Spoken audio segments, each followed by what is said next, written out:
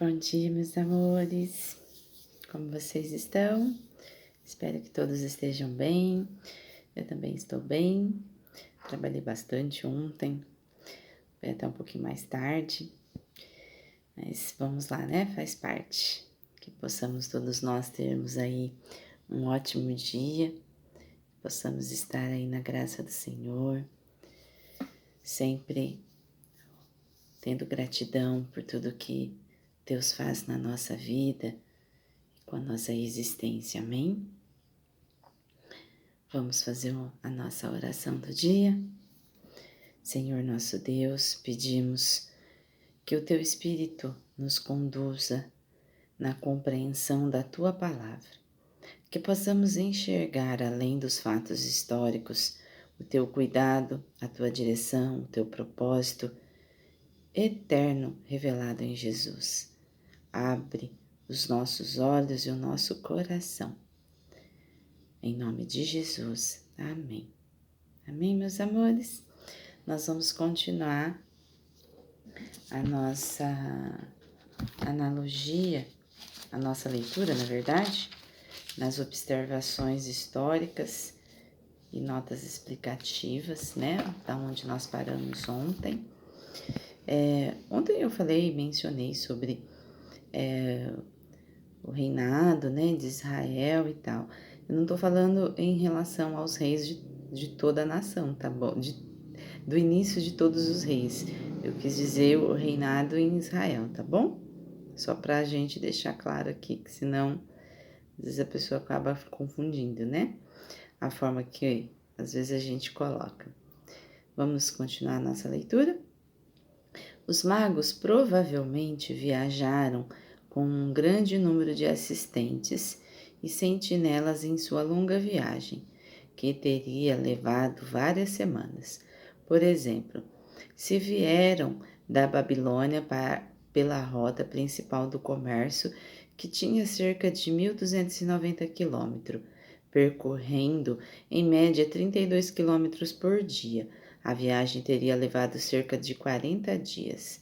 2:3. O rei Herodes ficou alarmado e com ele toda Jerusalém. A chegada do verdadeiro rei dos judeus representa uma ameaça ao trono de Herodes, o Grande, e para corrupta liderança política e religiosa em Jerusalém. Confira a nota em 21:10. 2:4. Os principais sacerdotes supervisionavam as atividades do templo. Os escribas eram os intérpretes oficiais do Antigo Testamento. Veja a nota 8:19. O conceito de rei dos judeus veio a estar associado ao Cristo, o Messias. 2:5-6. Belém não era de modo nenhum a menor entre as principais de Judá, pois seria o berço do futuro governante, o Messias. Malaquias 5:2. A citação também faz alusão à temática do pastoreio, citada na coroação de Davi como rei sobre Israel, segundo Samuel 5:2. 2:9. A estrela ia adiante deles. Belém estava a apenas 10 quilômetros de Jerusalém, quase que diretamente ao sul, de modo que isso sugere uma orientação extremamente específica por parte da estrela itinerante, que parou sobre o local específico onde estava o menino Jesus. 2:11. Os magos não chegaram no exato momento do nascimento de Jesus em uma manjedoura, mas em até 2 anos depois, quando Jesus estava morando em uma casa. Veja a nota no verso 16. O adoraram. Há dúvidas se esses religiosos de práticas pagãs compreenderam a natureza divina de Jesus, porém suas ações, ainda não intencionais, foram oportunas e prenunciaram de forma maravilhosa A adoração de Jesus por todas as nações de gentios. Confira também 28:19, Romanos 1:5, Filipenses 2, de 9 a 11, Apocalipse 7, capítulo 7, de 9 a 10 e 21:24. Ouro, incenso e mirra. O número de presentes contribuiu para a tradição de que havia 3 homens, mas a quantidade de pessoas é desconhecida. O tipo de incenso especificado pelo texto é a resina usada cerimonialmente para o único incenso permitido no altar. Êxodo 39, 34, 38. Mirra é a seiva usada em incenso e perfume e como estimulante tônico. Os presentes provavelmente foram usados de modo providencial para sustentar a família na fuga para o Egito. Mateus 2, 13 a 15. 2, 13 a 23. Profecias do Antigo Testamento no Messias Jesus. Mateus explica de que forma a história pessoal de Jesus repete certos aspectos da história nacional de Israel. Eu sei que a gente vai ainda estudar o Antigo Testamento mais à frente, como eu mencionei, para quem não acompanhou. Nós estamos estudando primeiramente o Novo Testamento. Por quê? Porque nós vemos que o nosso hoje veio muito de Jesus Cristo. Nós precisamos viver em Jesus, precisamos estar em comunhão com Jesus, nós precisamos estar honrando Jesus. Então, porque Jesus veio nos dizer que não é bem assim, que não precisa ser a ferro e fogo, que precisamos olhar mais uns aos outros, que precisamos amar mais uns aos outros. Então, nós precisamos, antes de entender o que foi as coisas negativas, nós precisamos entender, primeiramente, o amor. Porque é através do amor que a gente não vai se revoltar. É através do amor que a gente não vai julgar e criticar. Porque vai passar pelo nosso amor incondicional e pela compaixão que tanto Jesus veio nos ensinar. Amém? Vamos para a nossa analogia? Quando Deus guia, nada é aleatório.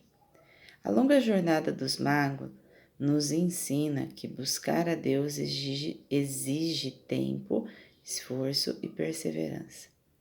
Eles não caminharam sozinhos, vieram preparados com proteção e recursos e seguiram uma direção clara dada por Deus.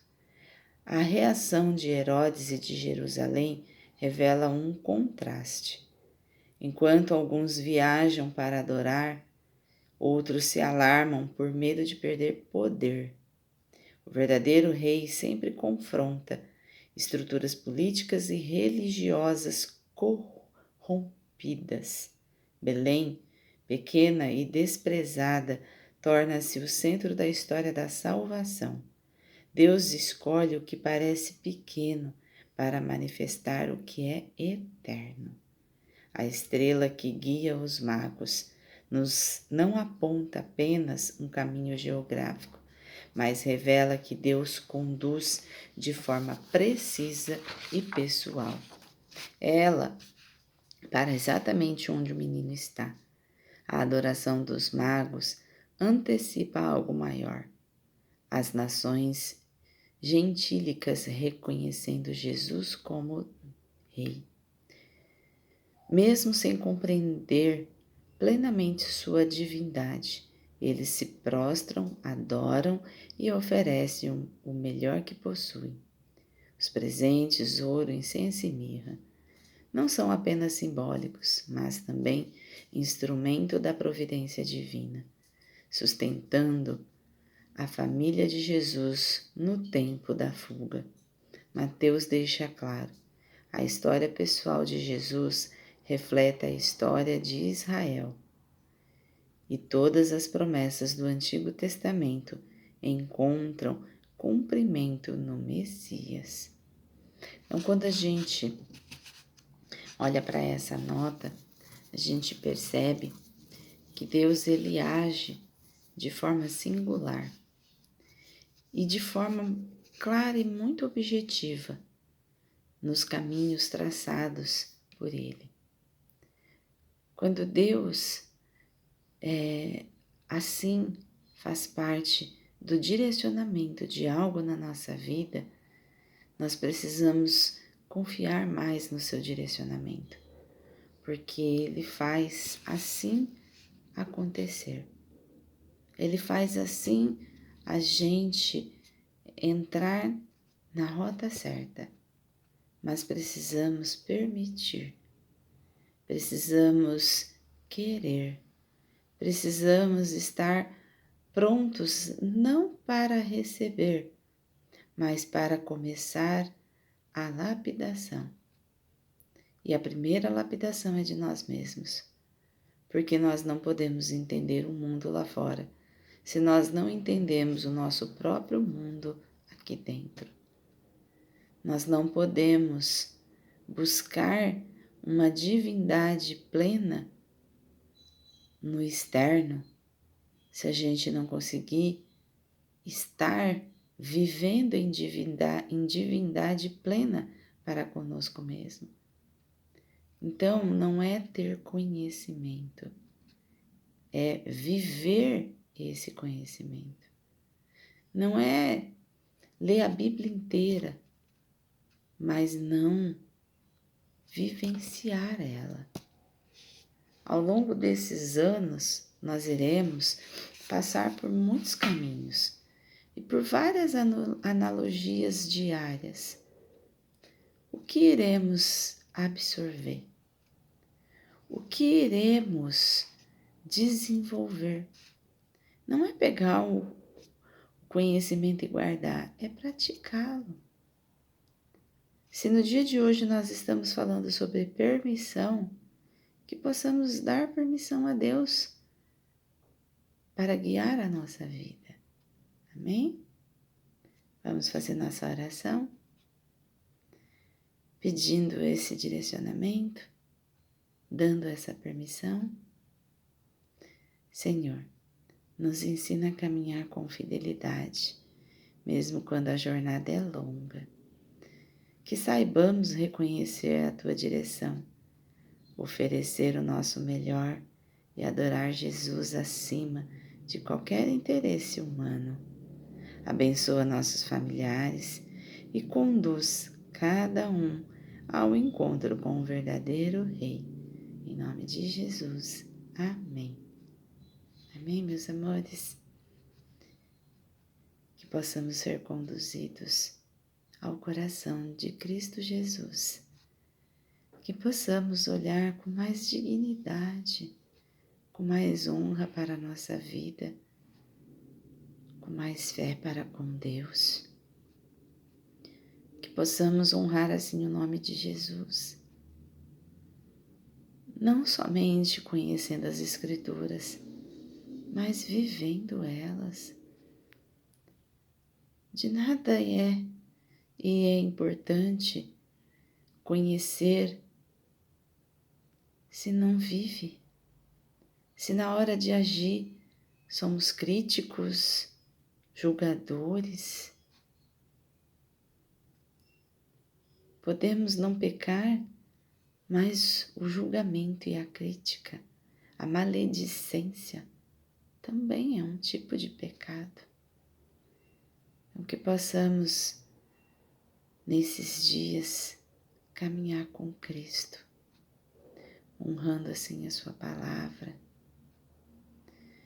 sentindo toda a veracidade que Deus tem para conosco. Amém?